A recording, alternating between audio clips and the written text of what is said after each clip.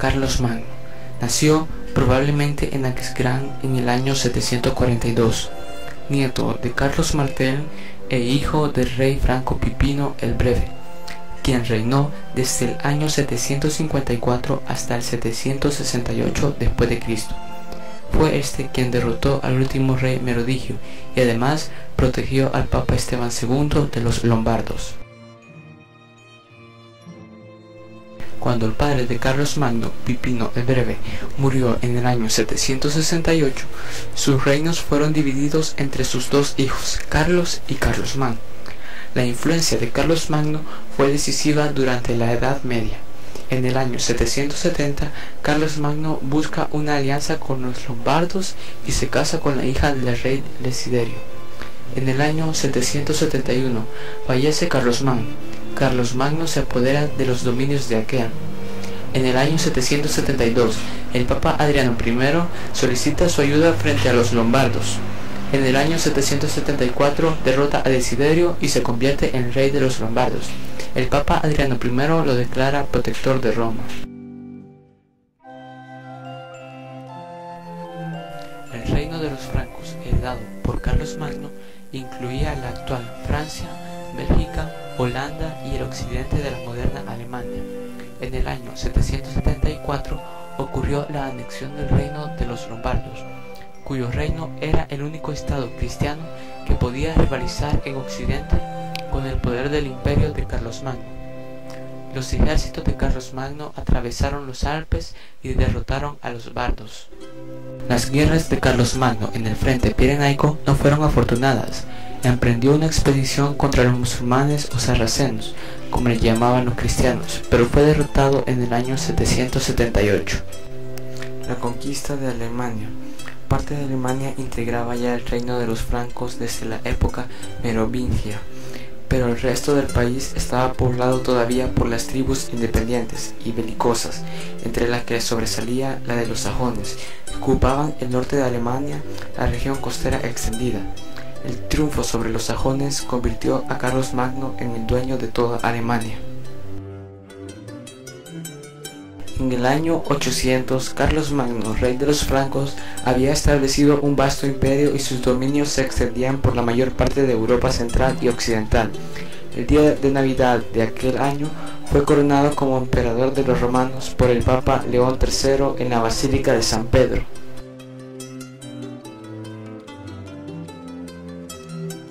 La extensión del reino de Carlos Magno correspondió a la totalidad de lo que actualmente es Francia, Suiza, Austria, Bélgica, Holanda y Luxemburgo, y la mayor parte de Alemania, Italia, Hungría, República Checa, Eslovaquia y Croacia. En este mapa podremos apreciar cómo fue creciendo el imperio de Carlos Magno. Las zonas con un rosado claro son los territorios heredados por su padre Pipino el Breve.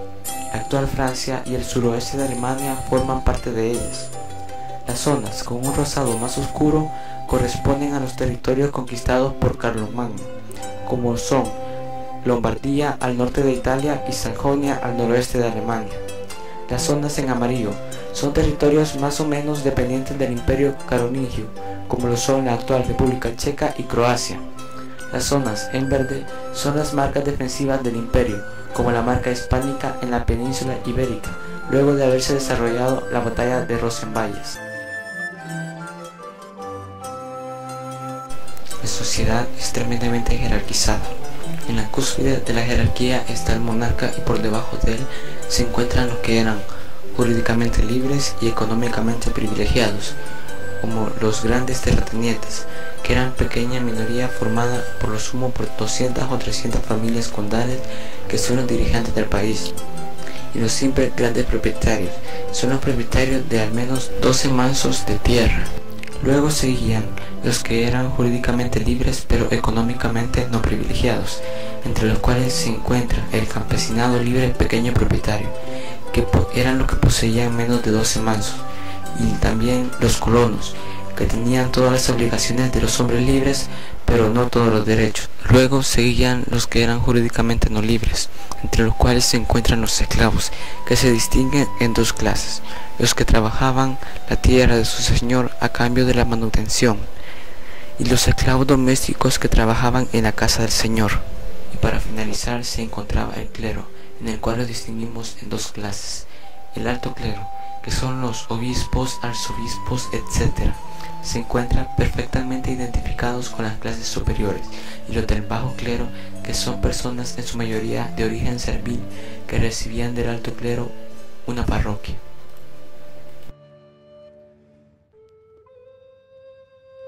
En toda Europa, a principios del siglo VIII, encontramos la misma necesidad de organización.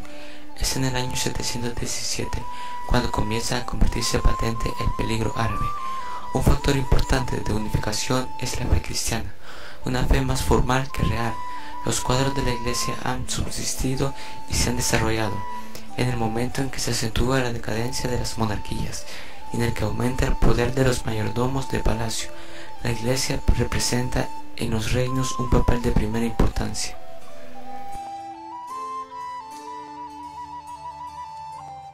Un año antes de morir, Carlos Magno designa a su hijo Ludovico Pío como su sucesor. A su muerte, Carlos Magno dejó un inmenso dominio formado por el Sacro Imperio Romano, fundado por él y por el Imperio de Oriente. Luego de la muerte de Carlos Magno, el 28 de enero del 814, las rebeliones por parte de los nobles impidieron a Ludovico Pío seguir gobernando, por lo que divide su imperio entre sus tres hijos, Luis, Lotario y Carlos. Pero se produjo una pelea entre los tres, y en el Tratado de Verdún en el año 843 acordaron dividir el imperio en tres partes. El territorio de color naranja, correspondiente al este de Francia, fue el territorio del reino de Carlos. El sector en verde, correspondiente al este